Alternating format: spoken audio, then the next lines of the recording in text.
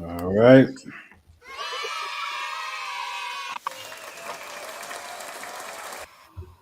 All right, right back at y'all with another sports update. Tuesdays 8 o'clock. Y'all know how we do it, fellas. What's good? What's good? So, Another episode, another episode. So let's go ahead and dive right into it.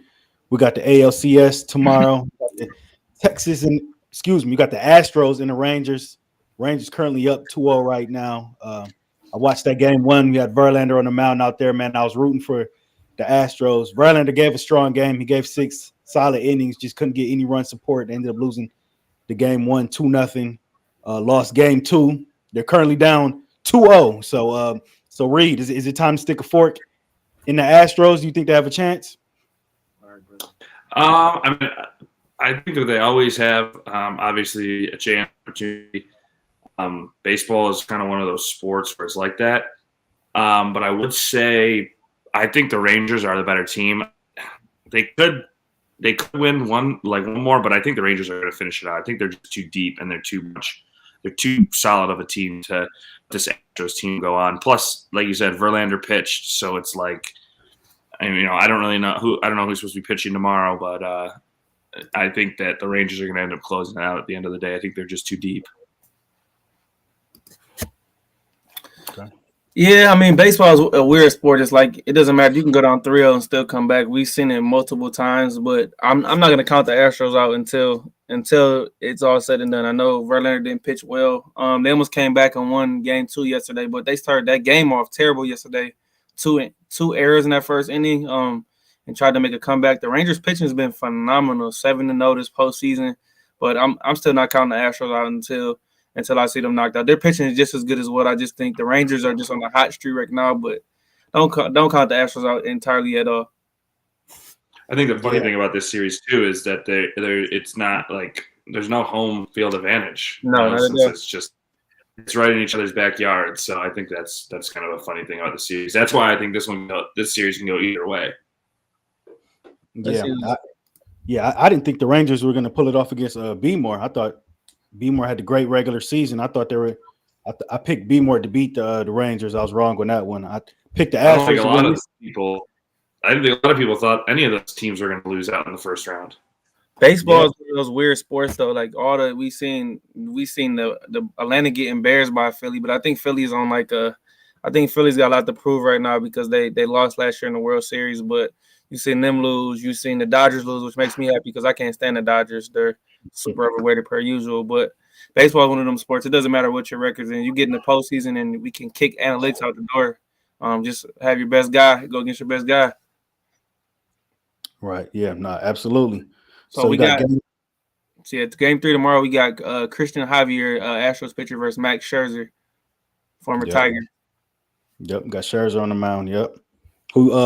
So the Rangers are favored by 1.5 in that game. Who you liking that one, Adrian?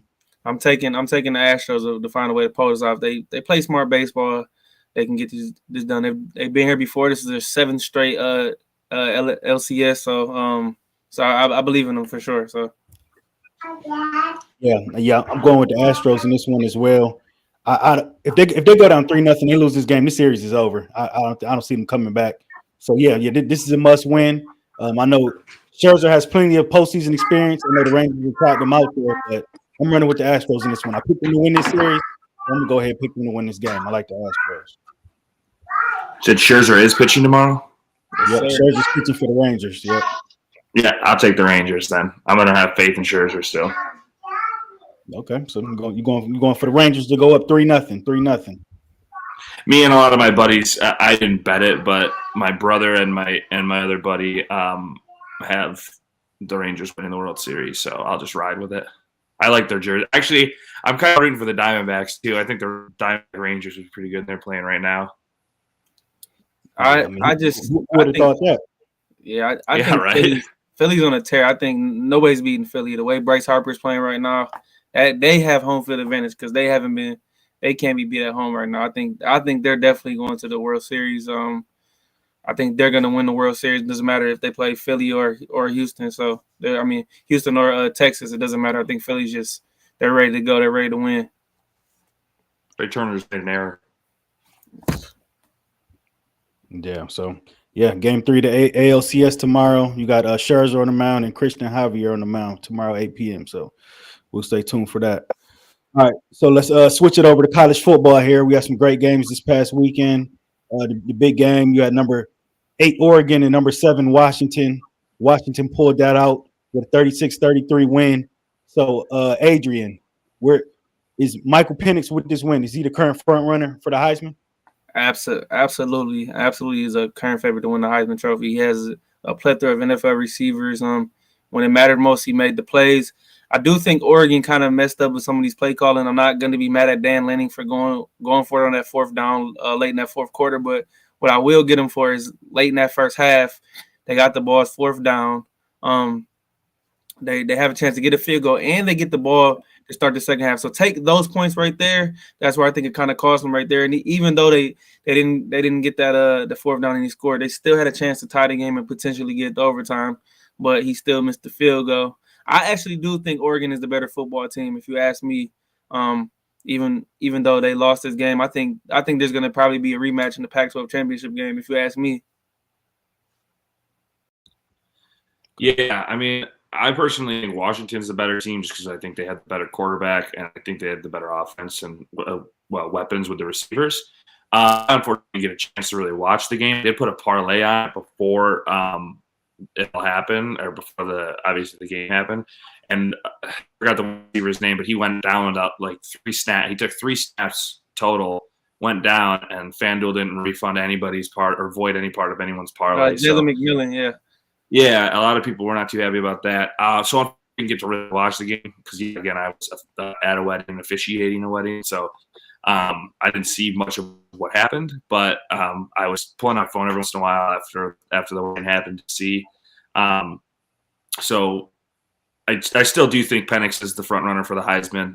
And, again, with the offensive weapons, I think Washington's the better team. But I do agree. I do think it's going to be Oregon and Washington in the Pac-12 championship. I don't think USC has any business being anywhere. I don't know. If Caleb Williams doesn't come back, is Lincoln Riley's job in jeopardy? No chance. No. Yeah, I don't think so. No chance. The sleeper team to watch out in the Pac-12 is the Oregon State Beavers, though. Quietly, they're continuing to wrap up some good wins. Utah's still good, and they don't even have their starting quarterback. They haven't had their starting quarterback all year. They can't score in a phone booth. Even if Cam Rising does come back, I don't know how good it'll be. But I'm telling you, what Jonathan Smith is doing at Oregon State is something crazy. I know we don't know what the future holds for them, but they're a team to definitely look out for. They embarrassed UCLA over the weekend. Dante Moore, 3 picks, interception return. The defense is loaded, man. I think they got an outside shot, but we'll say Oregon and Washington, in my opinion, is the 2 best teams in the Pac-12. I think they're quietly separating from the rest of the pack. Lele is looking like the quarterback that he was supposed to be in Clemson after Trevor Lawrence left, and then he looked there and he's really redeemed himself. I mean, what does that tell you about Clemson's program? If if he's playing like this, it just shows you that Clemson was holding him back. And look at Clemson's offense. Look at them this year. They barely scored 17 points against Wake Forest. I mean, so he's looking a lot better in this whole thing. And it makes me nothing happy to see Dabo just continue to just be an old man and complain about everything, and he's not making no adjustments. Yeah. The Pac-12 is definitely up this year. You can make the argument it's probably the best conference in college football this season. Absolutely. So, yeah. And then you got USC and Utah this week, and that'll be a good one as well. So yeah. So Utah. I think USC bounces back after that spanking they took to Notre Dame. I like USC to bounce back. I don't know, man. That defense of USC is horrible. It's so bad. Yeah, it is, but I don't think Utah just has some crazy high power offense either. They're not going to put up no 40, 50 points. But no. Yeah. So Penix is the Heisman front runner right now. We all agree on that. So who else you think's behind him? Who do you think's like 2 and 3rd, Reid? I still think Caleb is 2. You still got to give it to him. I know we looked up before this. He was 10th in QBR, but he's still thrown for 2,000 yards, 21 touchdowns, 4 interceptions. I would still kind of keep Bo Nix in that top someone. He's doing. I think Bo Nix is still a solid quarterback. I know we've been saying that, which feels for like 20 years because he's been in the league so long. But I would also say, what's the kid's name from Washington State? Cam Ward. I think Cam Ward could be up there. Maybe not 2 or 3, but your guy Dylan Gabriel possibly. I think he could. Start making some moves and really show something. Especially if he wins. What are the Big 12? So I think that he could. I think he could make some noise potentially. But I would still give it to Caleb, Dylan or Bo, one of the two. We all know it's a quarterback award, but I'll give you a couple of sleepers I like, or just look out for these teams. Drake May, if Carolina continues to win and continues to possibly play for an ACC title, he'll put himself in the making. Got Tez Walker back, look phenomenal and destroy Miami.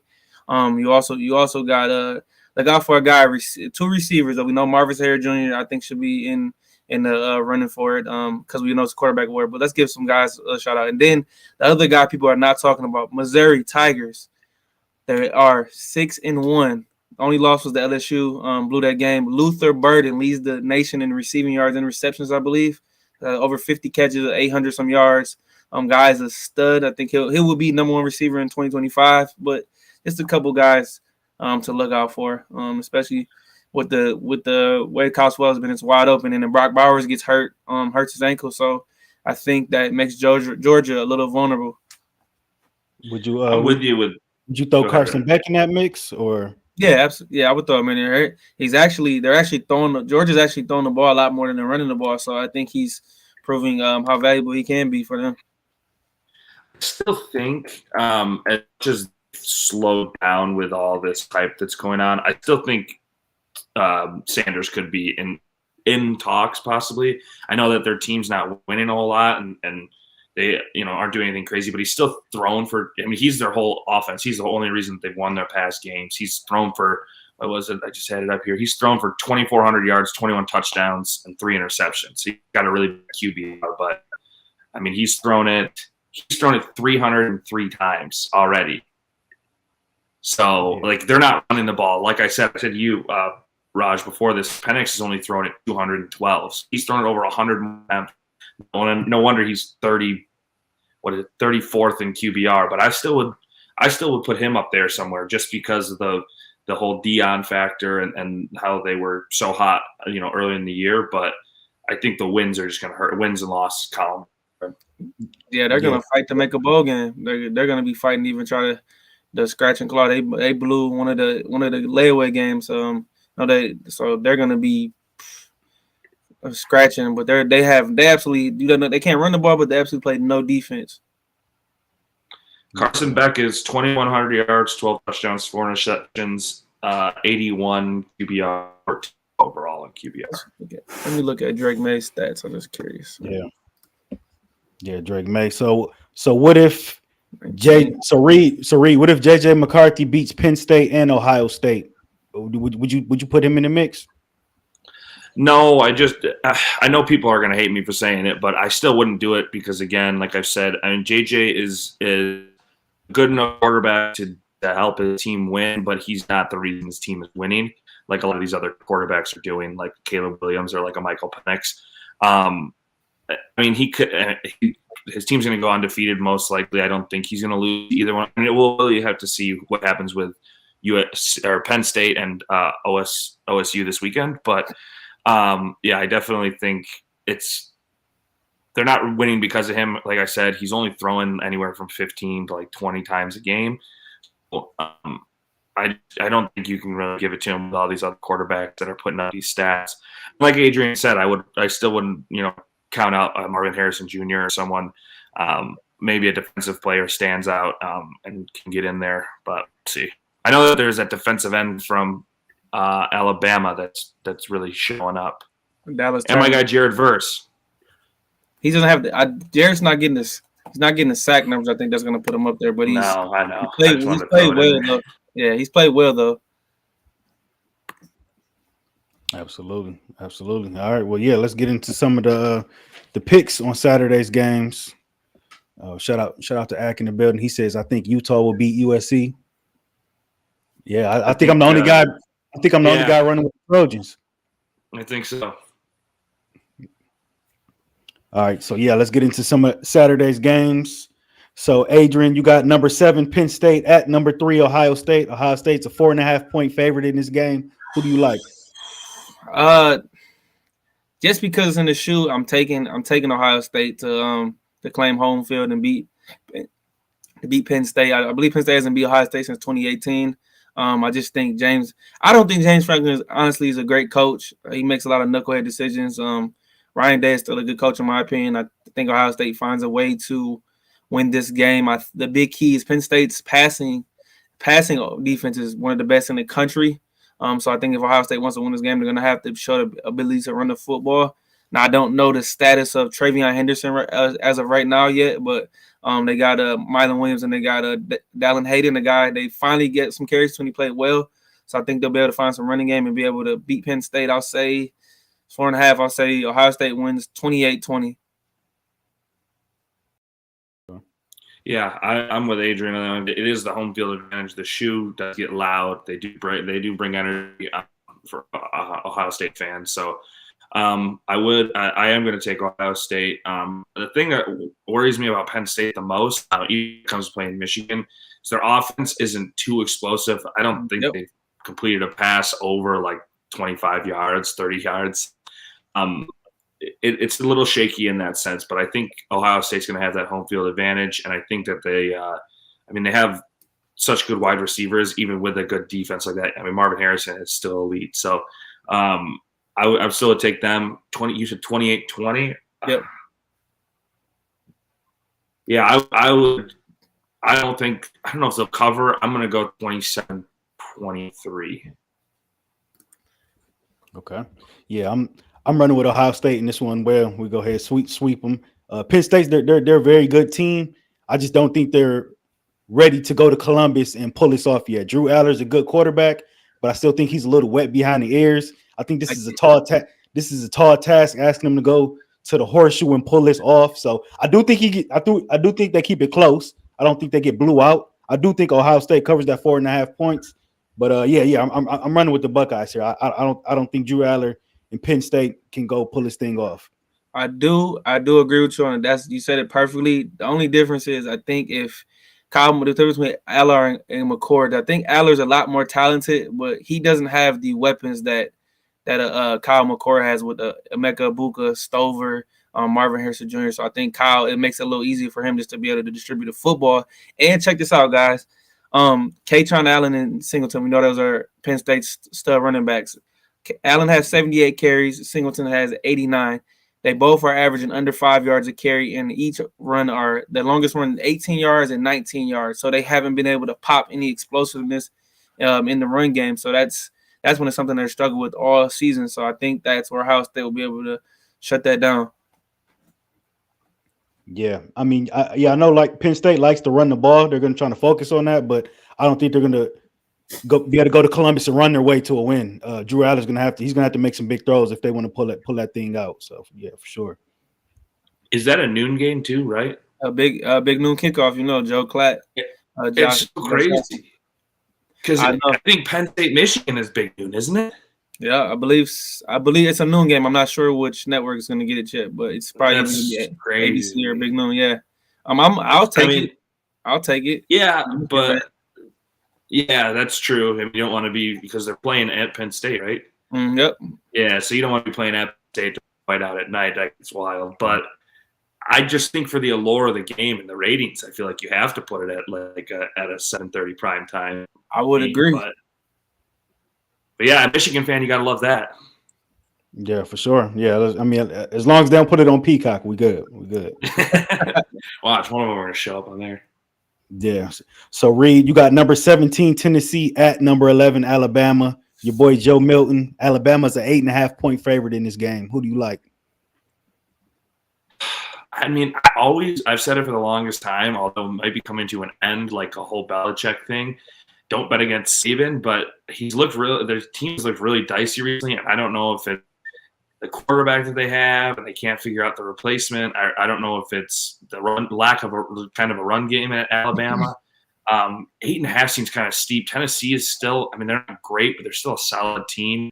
I would take Alabama to win, but I don't know if they're going to cover 8.5. That offense seems so lackluster. Like in these past 3 games that I've watched, they just can't get out of their own way. So I would take Alabama to win, but I don't know cover 8.5. That seems a little high to me.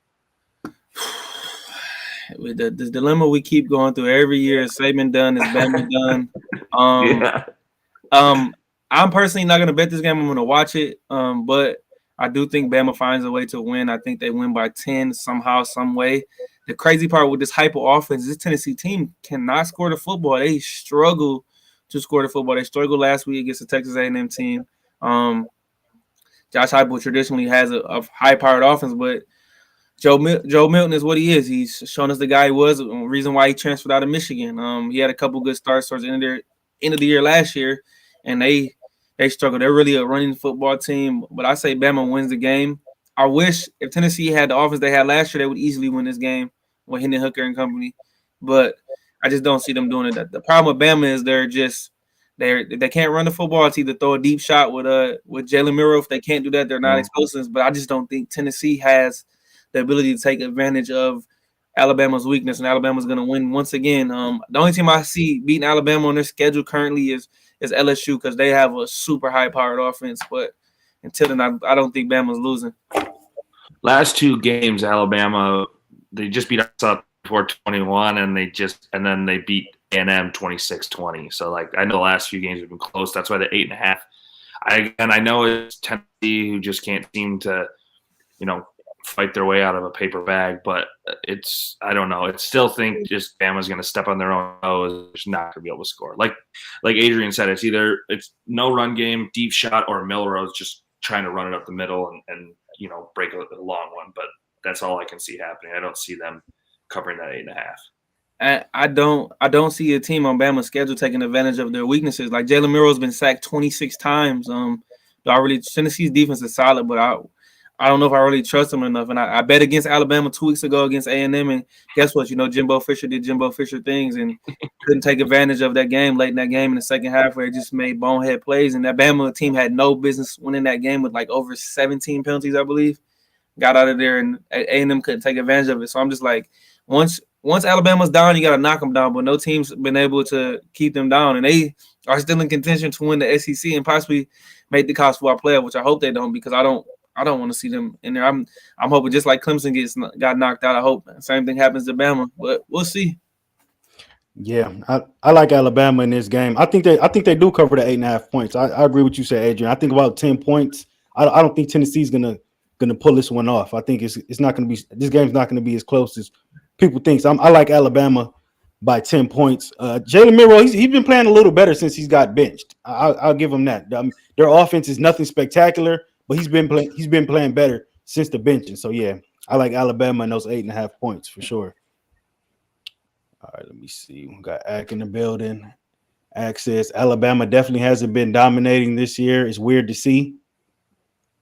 Yeah, I'd say college football as a whole is the playing field's pretty even. It's not really a dominant team. The playing field's pretty much even.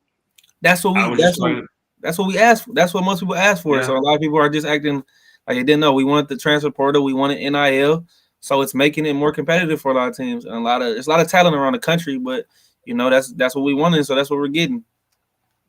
That's the one thing. So I was talking to my buddies about this the other day. Did you guys see what PJ said about again? I don't know if you saw that clip. Yeah, he said how this is the best Michigan team that he's played against since he's been coaching in Minnesota, which I think was kind of just him saying that after a press conference, just coach speak. Because personally, I don't think this is the best team that Michigan's had in the last 3 years after the Big Ten championships. Because again, like I said, time and time again, they don't have that Aiden or they don't have that superstar that's really taking over. But this is like the year Michigan could potentially win it all, just because it's so even and you just don't know. Or it's the year where they could go in again and just lose because teams maybe are just that good. They're just in different, they're playing different competition, and then they'll be used to the way Michigan plays because it's a lot of run ball. It's a weird year for college football. Like Adrian said, what everybody's been asking for a long time. They're tired of the Bamas and the Clemsons and the same people winning a year in and year out. Yeah, for sure. I think we can all agree we don't want to see Alabama or Clemson in the playoff. We done with that. We tired of that. Well, I mean, Clemson has 2 losses, if I'm not mistaken, but we know they're not getting in. But yeah, But yeah, but I'm just saying from the past, they've won 2 national championships in 10 years, right? right. Yeah, no, for sure. Definitely more parity this year. All right, so yeah, sticking with these Saturday games. So Reid, you got number 16 Duke at number 4 Florida State. Florida State's a 13.5-point favorite in this game. Reid, does Florida State cover?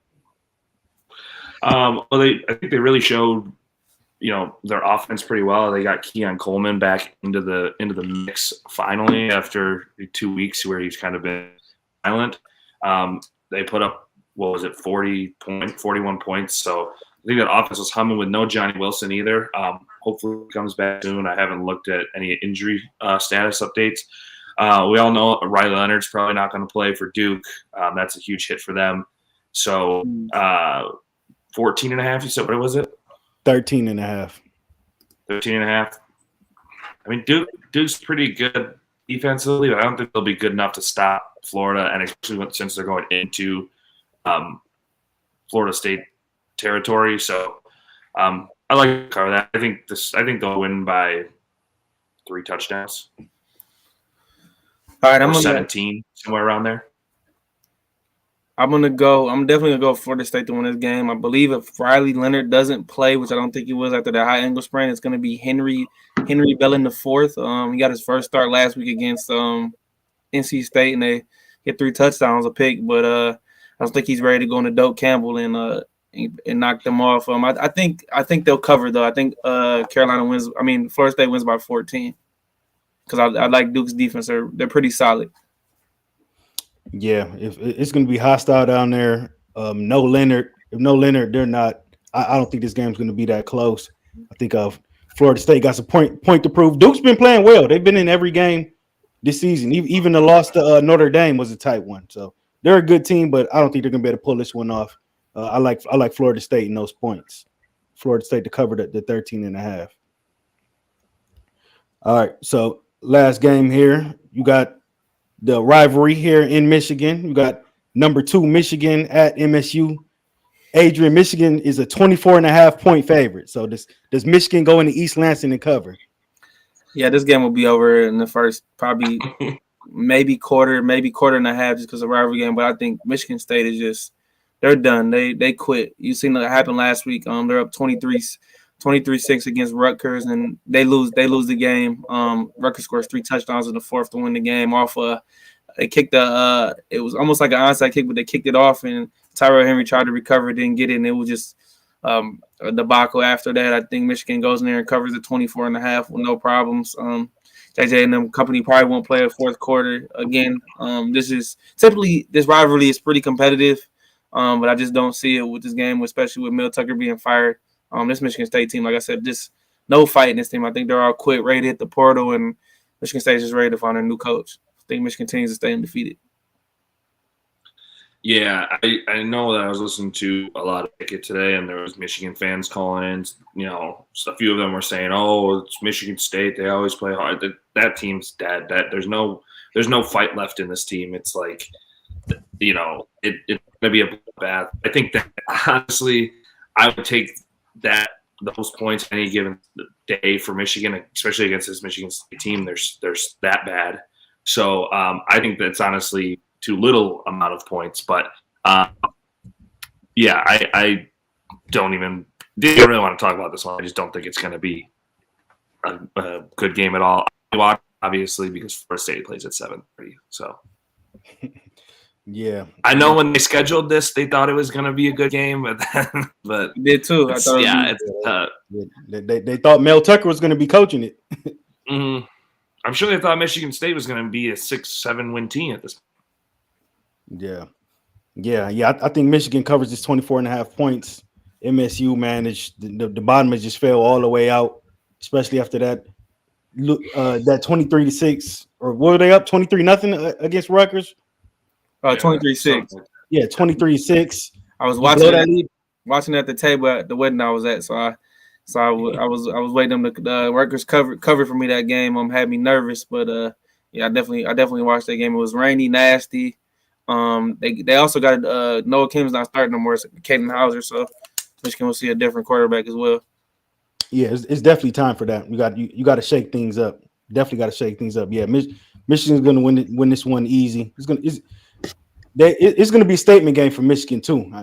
I think they run the score up. I know Michigan doesn't always run the score up, but yeah, I'd run it up on them. They covered the last 2 weeks against Minnesota, Indiana.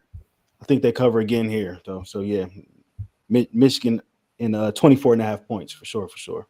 Yeah, I just can't believe that it's 24.5. That's just like it should be like 44.5. I think they are gonna run up. I think the final score is gonna be like 52-0.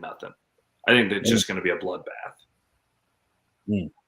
Put Harlan Barnett in his coffin and send him away. Yeah, he's just a dead body. He's just a dead body on the sideline at this point. Don't even give him headphones because they're just playing backyard football at this point. Yeah. So yeah, Michigan at Michigan State this Saturday, 7:30. I believe that game's on NBC, if I'm not mistaken. Yeah. As for yeah, so let's switch it over to the NFL here. So yeah, we see the good slate of Sunday games. So the Patriots are currently 1-5, last in the AFC East. So Reid, is it time for Belichick to get off the sideline and just go into the office and do his GM job, or do you think the Patriots still should keep him as their head coach? I think versus what they should do is very different. I think they should just keep him in here. Again, obviously, he's showing that it was Brady all along, and I don't think Mac Jones is the guy. But at this point, you got to hope that you just like keep losing. And there's one more game, and you just have maybe a chance at Caleb Williams. You just need a shot at the top. Granted, do they need a quarterback? Will a quarterback in play help them? I don't know. But Mac Jones doesn't look that great. Maybe give Malik Cunningham a chance this weekend. But I don't think it's time yet to call for him. Maybe you got to see what happens in the offseason, see if you can help the offensive line, see if you can get maybe some better weapons. I know Juju Schuster's – I know they've got a few guys there, but I wouldn't call him dead yet. They're dead. They're dead like a fish who came up out of water. They're toast, finito. I don't think there's nothing you can really do with this franchise right now until Bill succeeds some power in some sense. Either you're going to be a head coach or you're going to be a GM, which I think he should be more of a head coach, because if you look at it and you go back in history to some of these coaches who want to be the GM and the head coach, it never works out well. Look at the end of Mike Holmgren's tenure in Green Bay when Brett Favre was there. Look at Pete Carroll after the Legion of Boom and not letting John Schneider do his thing, and they just fell apart. And then when he let John Schneider actually draft, he knows what he was doing. And Seattle's rebuilt nicely the last couple of years after the Russell Wilson trade. Let those guys do what they're supposed to do. They really might be the worst offense in the NFL. Might be the most hopeless situation offensively. Mac Jones, no protection. Offensive line's terrible. The only guy on the Giants. Yeah, they're up there. They're up there too as well. I mean, they got Ramondre Stevenson. There's no receivers that scare you. The defense hasn't been elite like it normally has. I know they've had some injuries, but I just think it's a situation where you're gonna have to bottom out a little bit before you get better, because there's literally no juice on that offense. But it's just the times are changing. Bill is a stubborn guy. He doesn't want to make adjustments, and that's what happens. It's same thing I've struggled with my Steelers, with not wanting to be more aggressive and be more open with offense, So if you don't, you'll get left behind real quick. I do think that it did hurt them losing Judon and Christian Gonzalez. I know injuries happen in football all the time. Obviously, that's bad. But I think Christian Gonzalez was killing it for those first 4 games or whatever he was in for. And Judon, obviously, we know Judon's, a freak. So I do think that hurts him. But I'm with Adrian. I don't have him in both positions. Maybe just put him in head coaching and get him out of the GM. If you want to get rid of him, and you can move him to the GM, maybe. I mean, he seems to know how to scout and figure things out with players for the most part. But you got to keep him in one or the other. You can't have him in both, I think. Yeah, and I'm not ready to pull the plug on Mac Jones. I don't think it's all his fault. The offensive line's bad. No, I don't either. But he doesn't really have a number one receiver. He had Matt Patricia calling his plays last season, so it hasn't all been there. Now it's Bill O'Brien. Yeah, so I'm not ready to stick a fork in Mac Jones just yet. They gotta do some other things. They gotta shake it up with Belichick. They gotta get better O line, and they gotta get him a true number one receiver in there. So yeah, I'm not gonna stick a fork in Mac just yet. I know they're gonna have a high draft pick this year, but I don't think they need to take a quarterback. They're about to have They need to probably go get Joe Alt. yeah. Oh, the offensive lineman from Notre Dame. They might have a top 5 pick for the first time in probably our lifetime in the 2000s. I don't even remember the last time it's probably the 90s Yeah. at this time they had a top 5, top 10 pick. So I just think that's one thing. It's hopeless. I think Mac Jones is not. I agree with you, Raj. I don't think he's a bust. I just think his ceiling's very high. His ceiling's not very high. His floor is really good. If you give him a little bit of help, he can be decent. Yeah, I know they'd love to have a guy like Marvin Harrison Jr. You know, if they Or lose Mecca. enough games. Would you say Emeka Ibuka would be, or Emeka Ibuka would be solid. I don't know if they'll get Marvin Harrison Jr. because the Bears are probably going to get him too. The Bears are potentially going to have the number 1 and number 2 pick. Do you know how crazy that would be? They're going to have the number 1 pick for sure. Yeah. The number 2, we don't know if that'll move. They can win another one. Well, Carolina's bad. Carolina's that's where the first pick's going to come from. Yep, Carolina's awful. Yeah, so yeah, then the Patriots and the Cardinals is pretty much going to be third and fourth from what it's looking like. Do you think I mean, hindsight's 2020. Obviously, the Panthers didn't know this. Do you think they're kind of kicking themselves for picking? Well, I know Frank Reich wanted C.J. Stroud and the owner wanted Bryce Young. I know that was a big time for the Panthers organization. But do you think they're kind of kicking themselves now, seeing that they have? Which I still think Bryce Young's fine. I mean, he's a rookie quarterback in a bad situation, but maybe they could have had Caleb Williams, which Caleb Williams could have been just as bad going into that situation. But do you think they're a little? I think the jury's still out because they drafted him not giving him any weapons of any sort. So I mean, what do you expect to get if he's already undersized? So he needs protection and he needs some talent at receiver. So those are the two main things for a young quarterback, and he has neither. So I kind of feel like this season is going to be almost like a throwaway season because there was no progress made. There's nothing to show that he's going to be good or bad. Yeah, for sure. All right, so sticking with the NFL, let's switch over to the Lions. We think the Lions won 20-6 on Sunday. A nice convincing win over the Bucks. Defense played very well. We see your boy J-Mo take the top off the defense. So, Adrian, is this Lions team currently the best team in the NFC? I'm not ready to give them that credit yet. They're still San Francisco and Philly, even though they both lost. I still think the Lions are inching their way up to be in the conversation. 4 wins by double digits, impressive. Went down to Tampa. Montgomery got hurt. Craig Reynolds in there running back. But I gotta give Jared Goff a lot of credit. He's showing you that he is the Lions franchise quarterback going forward. So that man is about to get a bag. He's doing what they're supposed to. The defense is playing well. Got some guys out at corner.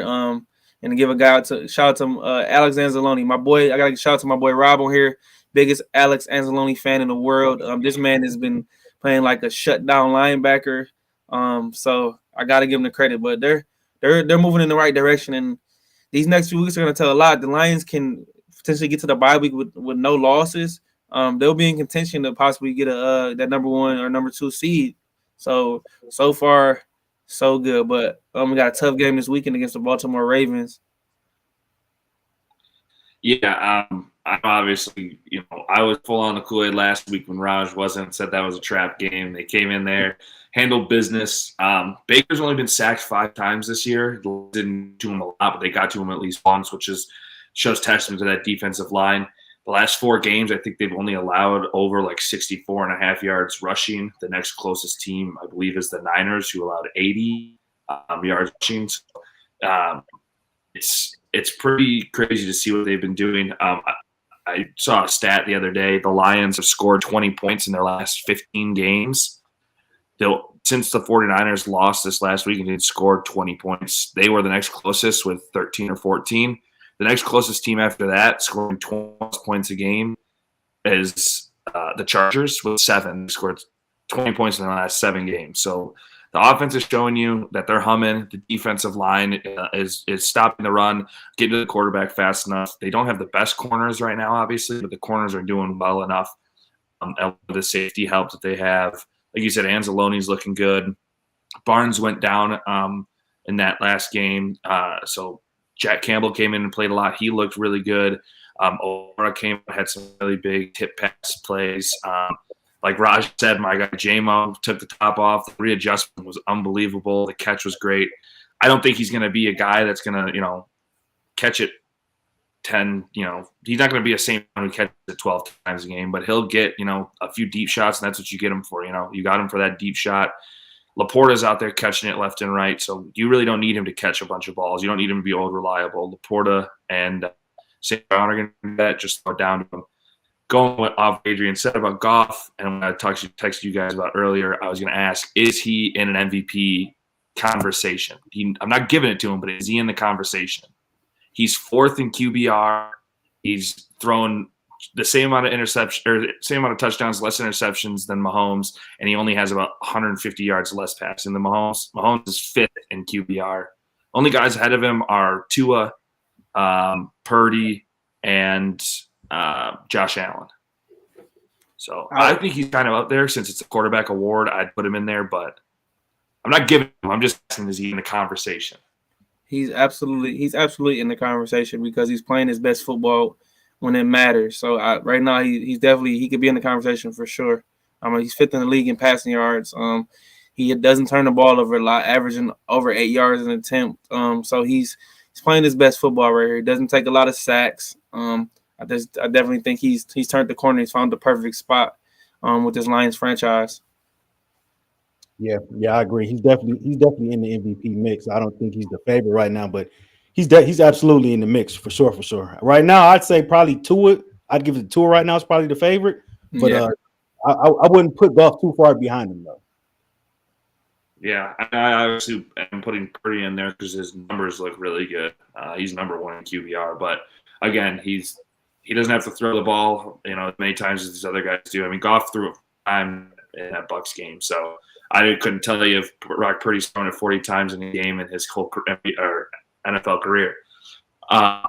Also, another thing that I was going to add was, is Sam Laporta potentially an offensive rookie of the year candidate?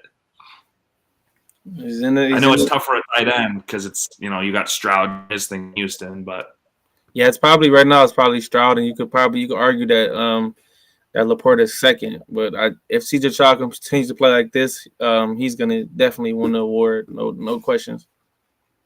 Yeah, Laporta should be in the mix. He's had a very solid season. He definitely should get an honorable mention. But yeah, we know they're going to give it to the quarterback, and you can't take nothing away from Stroud, man. Nobody expects Texans to even be relevant, to even have a win by now. So they're completely overachieving, and yeah, it's Stroud got it right now. He got it, but definitely an honorable mention for Laporta for sure.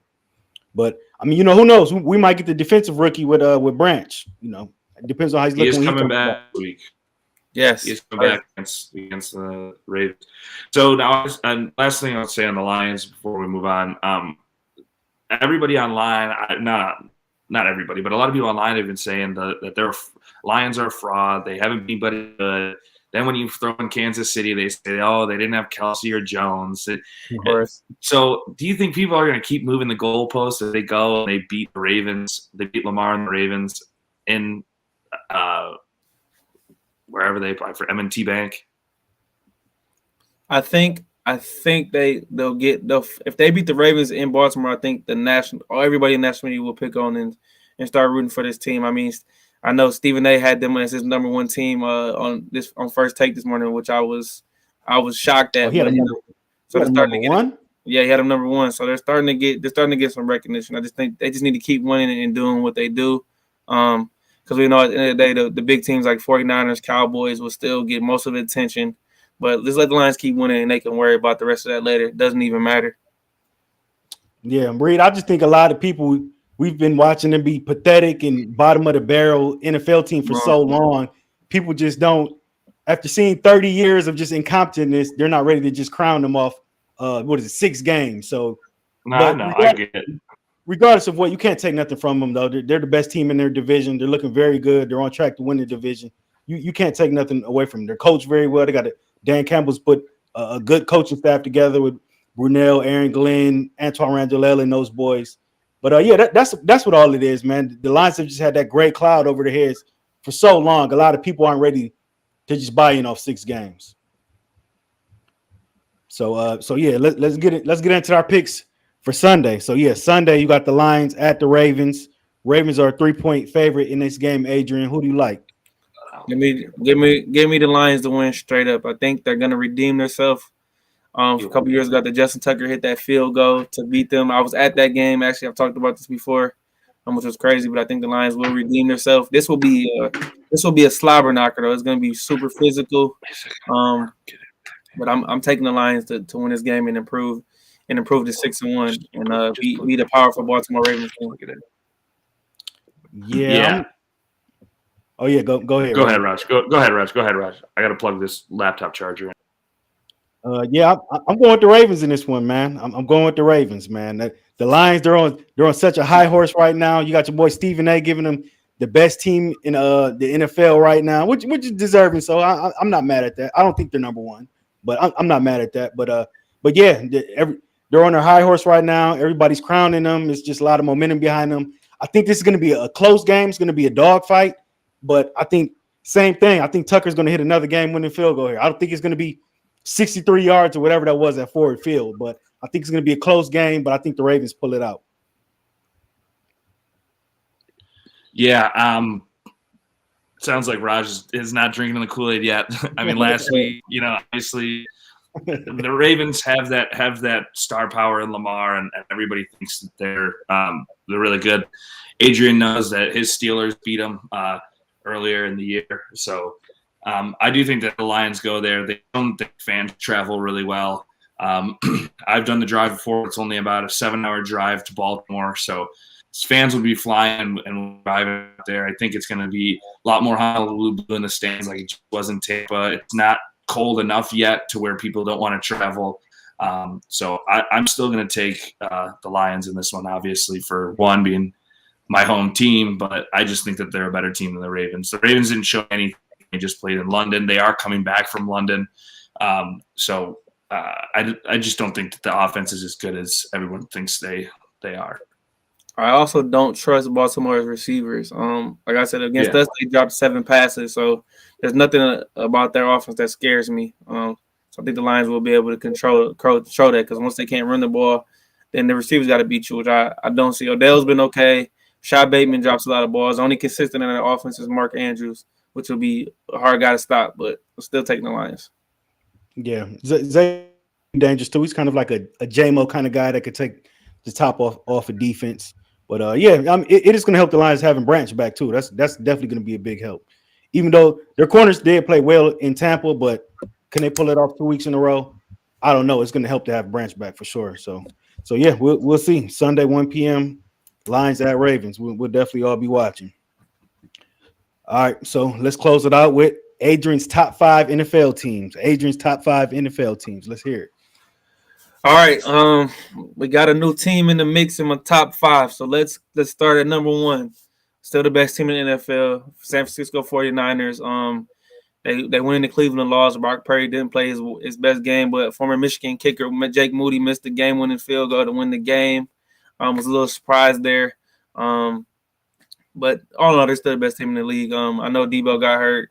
McCaffrey got banged up. Trent Williams, but they'll be fine. San Francisco will still, in my opinion, stronger. They're still the most best and dominant team in the NFL. Cleveland just was able to match them physically in the defensive side of the ball. But let's go number 2. They had a bad loss this week. That is the Philadelphia Eagles. Now, I know they haven't played their best football right now, but losing to the Jets, but I'm still going to take them to be number 2. Jalen Hurts is going to play better. And then at number 3, Miami Dolphins, the best offense in the league, hands down, no question about it. Lead the league in total offense. Tyreek Hill is, I believe, 160-plus receiving yards ahead of the next closest guy. He's almost at 1,000 yards already. Tua is probably the front runner for MVP right now. But this Dolphins team is firing all cylinders. And the Dolphins and Eagles play each other on Sunday Night Football this week, which should be maybe the best matchup of this week.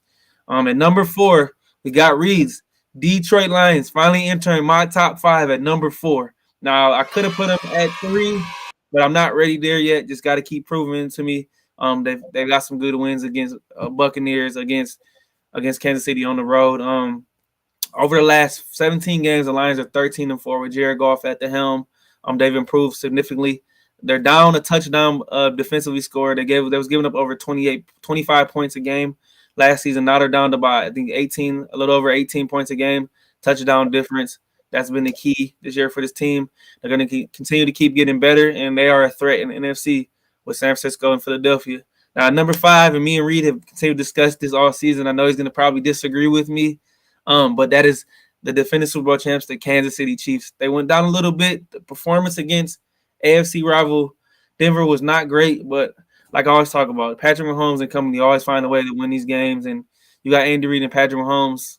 I'm not counting you out. And I know they almost lost to a bad Denver team, but like I said, they like to just joke around and mess around with teams, and they're still trying to find how they want to play. And I think when it matters the most, they'll be right back in contention to get back to the Super Bowl once again. Yeah. Okay. I like that top 5. Yeah, I think the Chiefs belong. I think probably a lot of the Michiganders probably would have wanted you to put the Lions over the Dolphins, but I agree with the list. I would still put the Dolphins, the Eagles, and San Fran all over the Lions. And I still think, even though San Fran lost, I still think they're the best team in the NFL. Yeah, I still think the 49ers deserve it, even though they lost to the Browns with a practice quarterback. Browns scored 13 points with kicks, which I think was kind of crazy. But I do think that putting the Lions at 4 is an okay situation. Like Raaj said, it has to be because they've sucked for so many years, and now they're the new pretty thing on the block. It's just hard for people to kind of wrap their head around them being good because they actually are a really good NFL team. I personally would put them 3. I would actually move the Eagles down to 4. I put Miami at 2. The Eagles have the same thing with the Chiefs. They've just showed me time and time again that their offense is not what it's supposed to be, playing against bad teams. Granted, the Jets aren't a bad team, but they're down Sauce Gardner and DJ Reed at corner, and they still got 3 interceptions. They made Jalen Hurts look like not a pro back. So he did his best Caleb Williams impression after watching that USC game, throwing those 3 picks. But yeah, so I'd put the Eagles at 4. Bills losing does hurt them. That would move the Kansas City Chiefs up for me. I'd put them at 5. That's fine. I'm still not sold on this offense this year. I just don't think that I think if they run into a 49ers or they run into a Dallas who has a good defense and an okay offense, serviceable offense, that the Chiefs are going to lose. The Lions beat them here. So they need to prove to me they got out of games with non-pass interference calls. That game last week, Patrick Mahomes looked human. He's looked human the last few games. So it's hard for me to really put him up there, but I will put him in the top 5. They do go ahead of Buffalo for me. Yeah, the Chiefs. Yeah, I agree with you. They just don't have a clear-cut number 1 receiver. But the trade deadline hasn't came up yet, and they still might make a move. I thought when Claypool got traded from the Bears, I thought the Chiefs would have been the front runners for that. He ended up going to Miami, but that would have been a good fit for them. But don't sleep on the Chiefs. For like Portland, something. Yeah. Denver, or Jerry Jeudy. Denver should be sellers at the deadline. They definitely. I don't. Go ahead. I just don't know why they're not using. They drafted Rasheen Rice with their first pick, right, in the draft, I believe. Yeah, I don't know why they don't use him more. I think it's second round pick. He's shown time. He's shown this past 3-4 weeks that he could be the number 1 guy. They just keep, for some reason, wanting to give Kadarius Toney the ball, and he just doesn't do anything with it. I don't know why they don't use Rashee Rice. And I'm not just saying that because he's on my fantasy teams, but he's on the field. He always seems to be open. He's quick, but they just don't seem to be using him. I think they just have so much invested in Kadarius Toney after he dropped other balls on the Lions game, and he just hasn't shown anything. They just want him to be good so badly, and he's just not. So I think they should trade for Jerry Jeudy or like Cortland Sutton or find someone else that's getting rid of a good younger receiver. I think with them, I don't think they'll ever have like a Tyreek Hill again. They had Travis Kelce, who had finally had a bounce back game against Denver. So I'm tired of all the hate on Travis Kelce that he's having a down year. Hey, he might not have the best year, but when it matters, Travis Kelce is going to find a way to get open. But I just think with the receiver position, I think they just have so many young guys. They're trying to figure out which guy is going to be, like you talked about, that lead dog. They drafted Sky Moore and Rasheem Rice. Let's let them two play the most and get the touches. Justin Ross, former Clemson guy, showed some flashes. I think they have the potential, but we just got to see it from these guys. And real quick, guys, I know Reid's not the biggest fan of the Chiefs right now, but with that being said, the AFC is super deep. That's why I'm so happy for the Lions. They're playing in the NFC, where it's really two teams above them. There's 12 out of 16 teams in the AFC are 500 or above. So that goes to tell you that it's kind of wide open at the and the Chiefs are 5-1 with the Miami Dolphins, and after that it's pretty much wide open. So I think anybody makes a play or makes a big move, I think it's wide open right there to pull the upset. So it wouldn't surprise me, but I still think the Chiefs have the advantage in the AFC. The records look like that because the NFC North and the NFC South are both horrible conferences right now, or division now. So it's just they look terrible. But yeah, I think it's got to be Rice. Sky Moore hasn't really proved anything to me either. For the most part, they are trying to get a lot of these slot guys. That's what Kadarius Toney's supposed to be. I think Rice is a guy that can be your reliable guy to go. I mean, I say Kelsey, but he can be your down the field or midfield to short passing guy, and they just haven't seemed to use him that way. Maybe that'll change because they've been giving him more the past couple of weeks, but I think they need to include him a lot more than they do. Real quick before we go, I had a question for you guys. I was just thinking about this. Do you guys think that the NFL needs to change the from turf to grass? Because a lot of players have been complaining about this. Yeah, I think I've been saying this for a long time. Anytime you see someone get injured off a non-contact injury, J-Mo was a bad one. We saw it in the national championship game. That was on turf. Odell's famous knee injury, that was on turf. You see a lot of these guys getting hurt from turf. So, yeah, I think it should all be grass. The thing about turf is, I'm sure you guys have played on it too, being athletes as well. When you slip in grass, you slip all the way. Your foot goes through. When you're in turf, you like slip and then you grab, and you're just not. That's why you get injured. You're just not ready for a sudden jolt, which you don't get in grass, especially when it's wet. That's why all soccer's played on grass and not turf.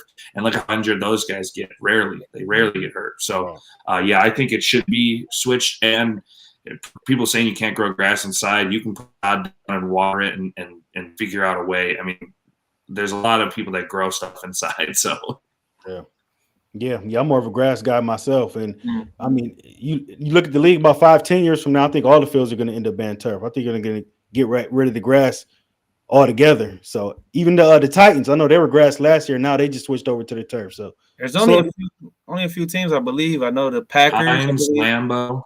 Yeah, San Fran and Pittsburgh. I think those are the only ones, right? Or Miami.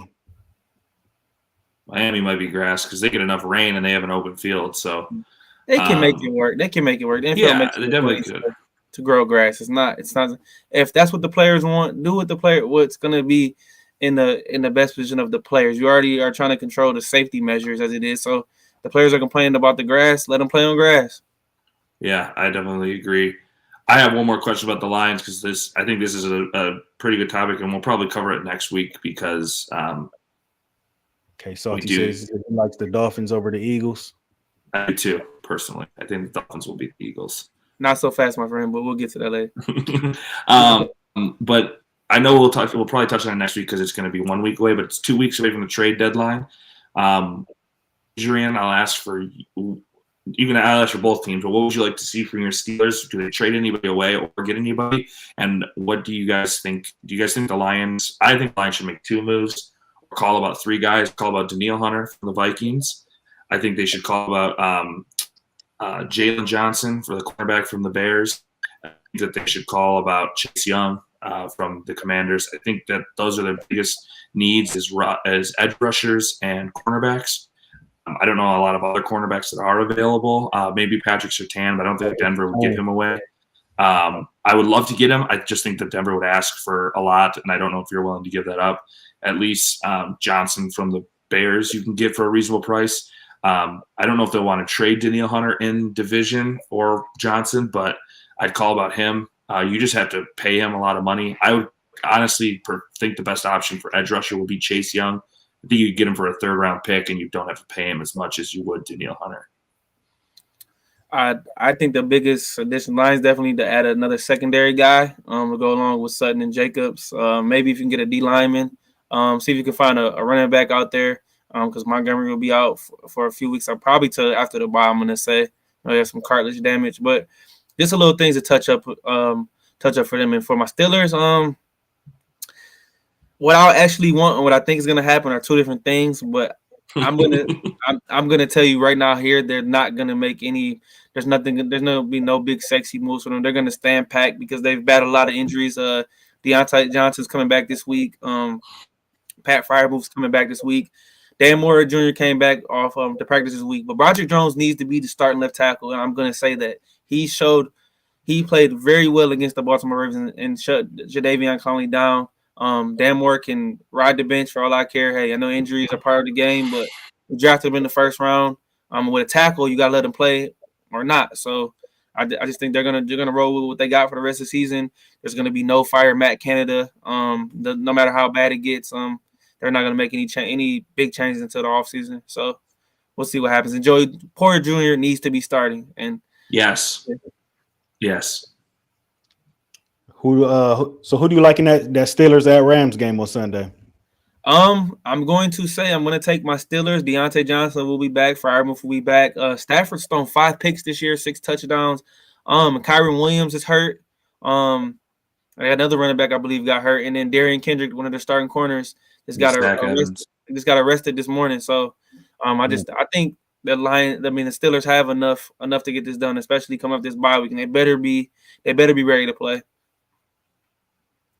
You said the Lions should go after a running back. They just re-signed my guy back to the practice squad, Mo Ibrahim. Hope he gets a playbook. He'll be called up. If he stays healthy, I think if he stays healthy, he can be a good filler. But he's got to stay healthy. That's the thing. Yeah. So he's always, my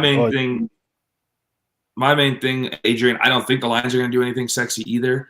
They should. I think the one thing I want to see is them go get Chase Young. I don't think they'll get a Patrick Surtain or Johnson. I don't think they'll fix corner because Brian Branch is coming back. Yeah. And Jacobs has been playing okay.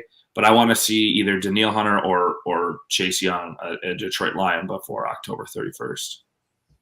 Yeah, if you can get another edge rusher on the other side of Hutch, that definitely upgrade that defense for sure. I definitely wouldn't be mad at that. It just has to be for the right price, though. It just has to be for the right price. Agreed. So I said Chase Young because he'd probably be a little cheaper than Danielle Hunter. Yeah, I think K Salty agrees with you. He says Chase Young for sure. You know he don't want to be in Washington at all. Yeah. But the only thing about Chase Young, though, I think this is the last year of his rookie contract. So if we traded for him, are you going to re-sign? Are you going to give him the bag after the season, or is it just a 1-year rental? That's what I'm saying is you don't have to pay him as much as you would have to pay Danielle Hunter. Because he was injured last year. You could give him a 3-year at 12 a year, probably 10 a year. So 3-year, 40 mil, something like that. And Danielle Hunter, you're going to have to pay 20 plus, I would assume, because he's been playing well. Young, but you got to remember, was out for a whole season. I mean, he's playing well right now, but he was out for a full season before this. So that's why I said I want him. You can probably get him for a cheaper price or see what he does and then talk to him and be like, hey, you were out a year, give you a 1-year deal. Yeah, give you a 1-year prove it deal. And if you don't like it here, you can go. But I think that's the best option. For sure. All right, cool. Well, yeah, there it is. Well, yeah, anything else you guys want to add before we get up out of here? We'll be on next week, but the Pistons do open the season next Wednesday, I believe, against the Miami Heat. So we'll probably have to talk about that a week after the week that on Halloween, actually. But so I'm looking forward to that. Yeah, me too. Absolutely. There it is. All right. Well, yeah, good show, fellas. Sports update every Tuesday, 8:00. Make sure y'all like, comment, subscribe, and we'll see y'all next Tuesday. Peace. See you next Tuesday.